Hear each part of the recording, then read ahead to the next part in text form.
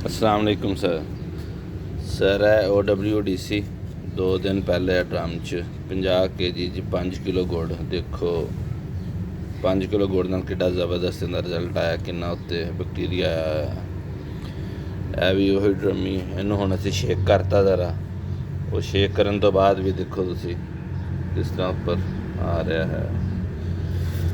इस तो अगे सर इस ड्रमी फिश अमाइनो एसिड साडा जी ये इंदे बनाए नूं तकरीबन महीना को हो गया।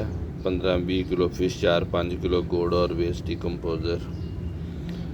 ओ सर जोड़ा रेडी है। इनकी कल pH चैक की है, pH 4 इनकी आ रही है, बहुत अच्छी pH है। इंशाल्लाह होमिक एसिड की जगह पर भी ज़बरदस्त काम करेगा। ये कल मक्की नूं फ्लड करांगे इंशाल्लाह से। अभी इस अगे सर जी ड्रमी है इहदे सर है अपना प्याज के जिन्ने भी छिलके सारा वेस्ट प्याज की इहदे विच भी वेस्ट डिकम्पोजर पा के इन्हूं भी रखा है 4-5 दिन। तो इंशाल्लाह कि 15 दिन तक इहदा भी वैल्यू देखांगे। इहदे किन्ने % पोटाश एक्टिव हुई है, सल्फर किन्नी आई इहदे इंशाल्लाह। उस तो बाद अगे तुहानूं आगाह करांगे।